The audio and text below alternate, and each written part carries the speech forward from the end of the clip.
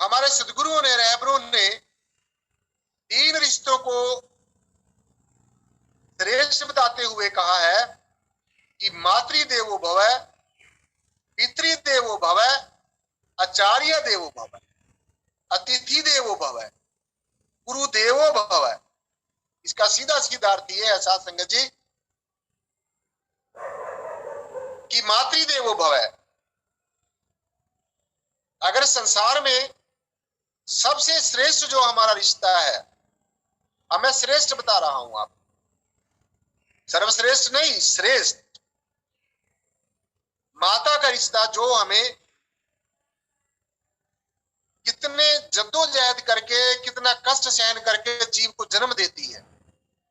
तो जैसे कहा गया है कि भगवान ब्रह्मा जी सारी सृष्टि की संरचना करते हैं, श्री हरि विष्णु जी सारी सृष्टि की परवरिश करते हैं, देवादिदेव भगवान शिव सारी सृष्टि का संहार करते हैं। तो अगर किसी ने ब्रह्म को देखा हो चाहे ना देखा हो, लेकिन मैंने ब्रह्म को देखा है, और वो किस रूप में, जो हमारी माता श्री है वो ब्रह्मा की भूमिका निभाती है। क्योंकि हम कहते हैं ना भगवान ब्रह्मा जी संरचना करते हैं, सृष्टि की संरचना करते हैं। सो माता श्री के माध्यम से यह जीव जन्म लेता है। इसलिए हमारी जो माता श्री है, जो श्रेष्ठ रिश्ता है, जो जीव को जन्म देती है, तो माता श्री का रिश्ता साध संगत जी बहुत ही श्रेष्ठ है, बहुत ही श्रेष्ठ है, अति श्रेष्ठ है।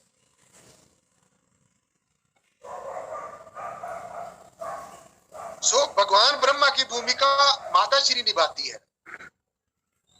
उसके बाद में हम लोग कहते हैं कि भगवान विष्णु सारी सृष्टि की परवरिश करते हैं। तो जन्म देने के बाद में हमारी परवरिश हमारे पिता श्री करते हैं। इसलिए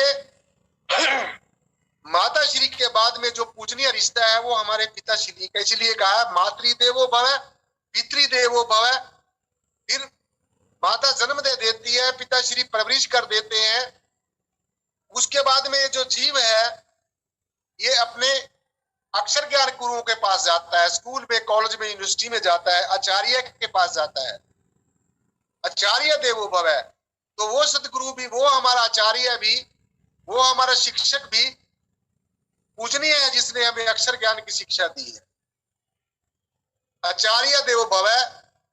तीसरा जो रिश्ता है साध संगत जी, अतिथि देवो भव है। जो हमारे घर में अतिथि के रूप में आता है तो वो समझो परमेश्वर रूप होता है। और फिर मैंने बताया है गुरुदेवो भव, जो हमारा सदगुरु है वो पूजनीय है। तो जो मैंने आपको ये बताया सारे पूजनीय है।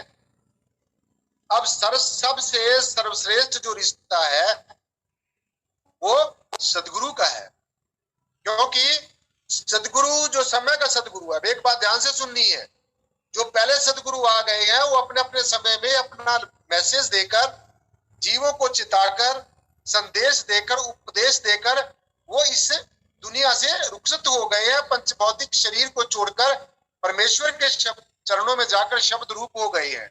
अब वो वापस आपके पास नहीं आएंगे।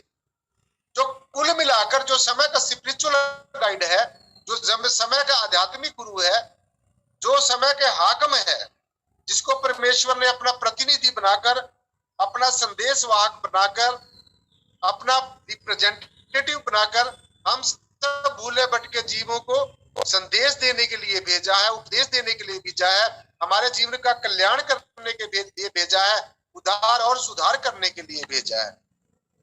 तो आप समझ गए होंगे कि सबसे सर्वश्रेष्ठ जो रिश्ता है, क्योंकि मैंने आपको जैसे बताया कि सर्वश्रेष्ठ के आगे ही प्रार्थना की जाती, तो सीधा सीधा आप ये समझिए कि सबसे सर्व